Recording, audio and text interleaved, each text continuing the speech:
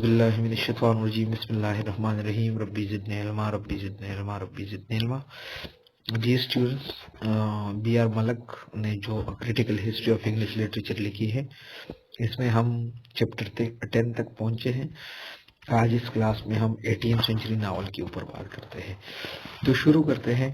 The chief literary contribution of the 18th century was the discovery of modern novel, which at the present is the most widely read and influential type of literature। जो सबसे बड़ा contribution था 18th century का, वो discovery of modern novel था। जदीद novel दरियाफत हुई, जो कि आज दौर में, आज ज़माने में वो बहुत ज़्यादा रीड किया जाता है और बहुत ज़्यादा बाअसर किस्म का अदब है या लिटरेचर है। The novel in its elementary form as the work of fiction written in prose was the first established in English by two authors, Bunyan and Defoe।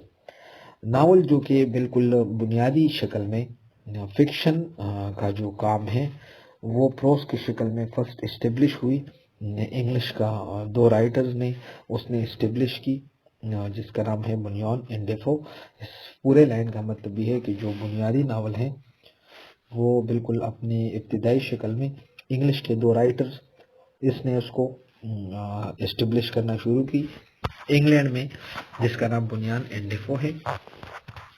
Who took advantage of the public interest in autobiography, जिससे फायदा जिनको मतलब इससे पहले वो लोग जो थे वो ऑटोबायोग्राफी लिखते थे, और ऑटोबायोग्राफी से उसने फायदा लेके लोगों का तवज्जो नावल की तरफ उसने वो टर्न कर दिया। The book of Bunyan whether the books of Bunyan whether they are told in the first person or not were meant to be autobiographical in their interest is subjective।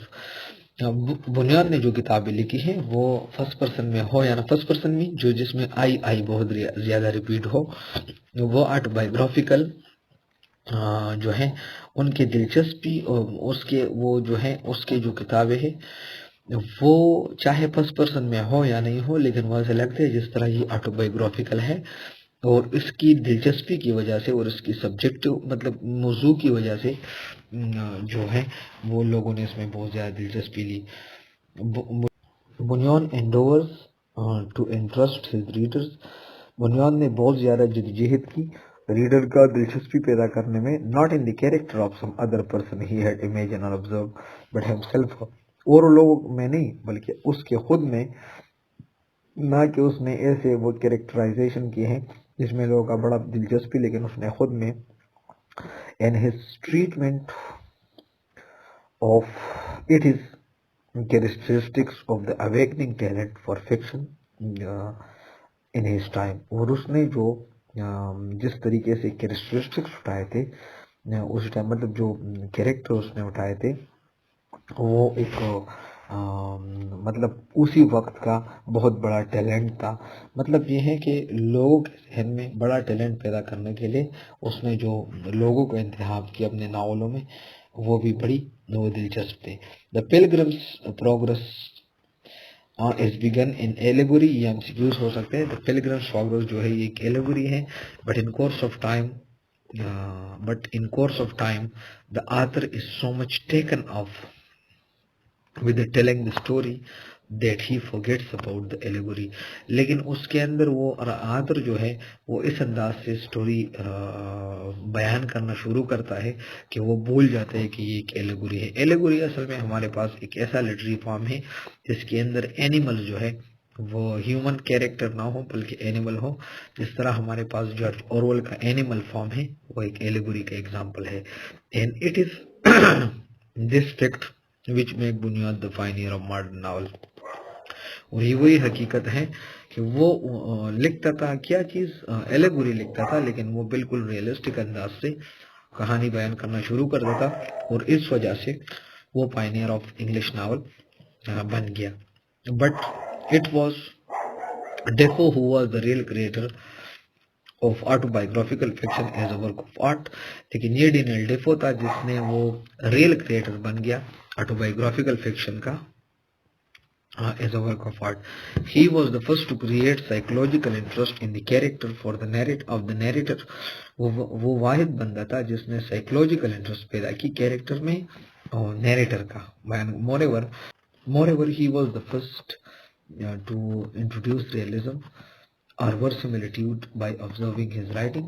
वाहिद बंदा था जिसने realism को introduce की. और realism को हम कहते हैं वर्सिमिलिट्यूड हमारे पास ऐसा टेक्निक होते हैं जिसमें हम मतलब वक्त का जो क्वालिटीज है वो सारे रखना बाय ऑब्जर्विंग हिज राइटिंग. और उसने अपने राइटिंग को ऑब्जर्व की. स्कारपुलस मीन इसमें बहुत केयर बंदा करता है. एंड रियलिस्टिक फिडिलिटी और हकीकत हिलास and appropriateness to the condition in which the story was told. और ऐसे शर्त में जिसमें वो अप्रोप्रिएटनेस हो, जिसमें कोई गलती ना हो, इस अंदाज से स्टोरी बयान की जाती थी. For example, the reader is told about the Crusoe island as gradually as Crusoe himself come to know of it.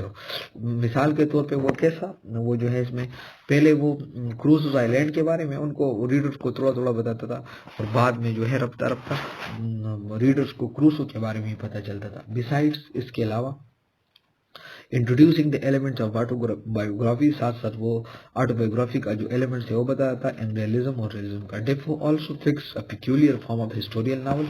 ये आपका एमसीक्यूज हो सकता है. डेफो ने वो हिस्टोरिकल नावल का भी फॉर्म फिक्स किया. The narrative of an imagery person in a historical setting as in his memories of cavaliers. वो क्या करता था, एक कहानी शुरू करता था एक इमेजरी पर्सन का जिसमें हिस्टोरिकल सेटिंग था. हिस्टोरिकल मीन सेटिंग, एक हिस्ट्री ऐसे जगह वो सेटिंग करता था जो हिस्टोरिकल जगह हो. तो जिस तरह हमारे पास the memories of cavalier. On the account of all these reason, इन सारे वजूहात की वजह से Defoe is rightly term as the originator of the modern novel. तो डेफो को बिल्कुल ठीक हम कहते हैं कि ये ओरिजिनेटर था मॉडर्न नावल का. इन स्पाइट ऑफ दिस, इसके अलावा it can be safely said that until the publication of Richardson Pamela in 1740 no true novel had appeared in English literature.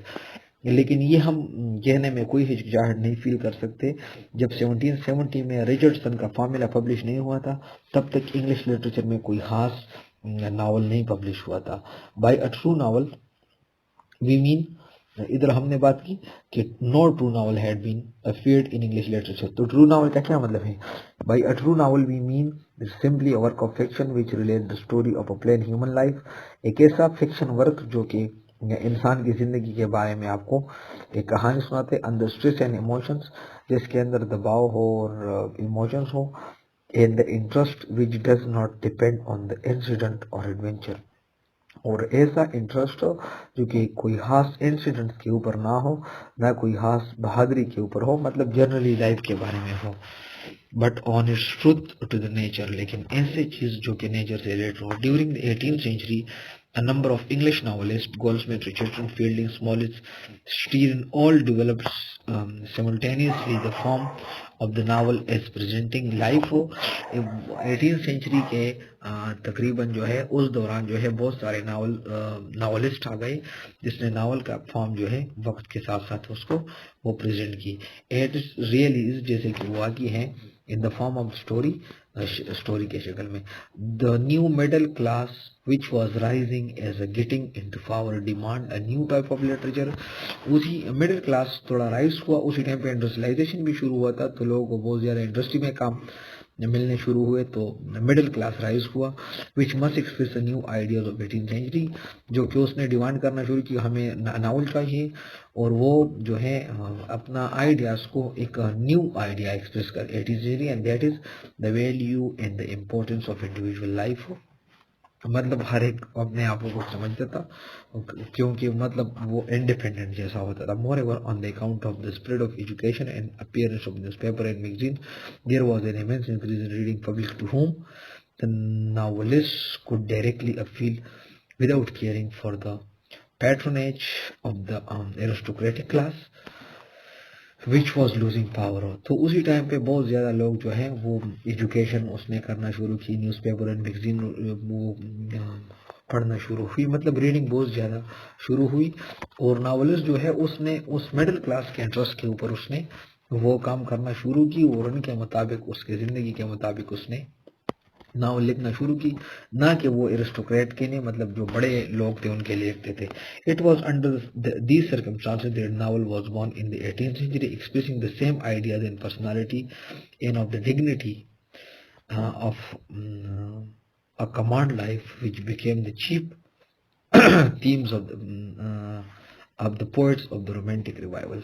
तो उसी टाइम पे जो है 18th सेंचुरी में वो सेम आइडिया, सेम पर्सनालिटी और जो जिंदगी के उसूल थे उसी के ऊपर वो लिखते थे, जो बाद में जो है ये सारी बातें जो है वो रोमांटिक रिवाइवल का थीम ही बना, in which were proclaimed later by the American and French revolution, जो कि बाद में इसके अंदर वो अमेरिकन एंड फ्रेंच रिवॉल्यूशन भी आ गई। The novelist of the 18th century told the, ये थोड़ा नोट करते जाए, the novelist of the 18th century told the common people not about the grand lives of knights and friends and heroes but about their own simple lives. Novelist जो थे वो common लोगों के बारे में बात करते हैं, ना कि वो नाइट्स के बारे में, फ्रेंड्स एंड हीरोज के बारे में, ना बल्कि सिंपल एंड प्लेन जिंदगियों के बारे में। Their ordinary thoughts and feelings and their day to day actions and their, उसके जो ऑर्डिनरी थॉट्स थे आम उसके बारे में, their day to day action, उसके वो रोजमर्रा के जो काम थे, and their effects on them, और उस डे टू डे एक्शन का जो इफेक्ट्स उनके ऊपर एंड अदर और के ऊपर। द रिजल्ट वॉज दैट, इसका नतीजा ये हुआ, such work were ईगरली read by common people, तो इस तरह के नावल जो है वो कॉमन लोग बहुत ज़्यादा रीड आउट करते थे। In the novel became popular form literature, और इसी दौरान जो है नावल एक बहुत बड़ा लिटरेचर का फॉर्म बन गया, अपीलिंग टू द मासेस, जो लोगों को मास अपील करता था, because it belong to them, क्योंकि लोगों के लिए था, एंड रिफ्लेक्टेड देयर लाइफ्स, और इसके जिंदगी का रिफ्लेक्शन करता था, अक्कासी करता था। तो बेटा इंशाल्लाह नेक्स्ट लेक्चर में हम डैनियल डेफो और नॉवेलिस्ट जो थे 18th सेंचुरी का, इसके ऊपर बात करते हैं। ये हमारे पास हुआ इंट्रोडक्टरी लेक्चर। यहाँ तक आप लोगों का कोई सवाल हुआ तो आप मुझसे पूछ सकते हो, सवाल ना हो तो आप मेरे साथ रहें, इंशाल्लाह आप लोगों का फायदा होगा। थैंक यू वेरी मच, अल्लाह हाफिज़।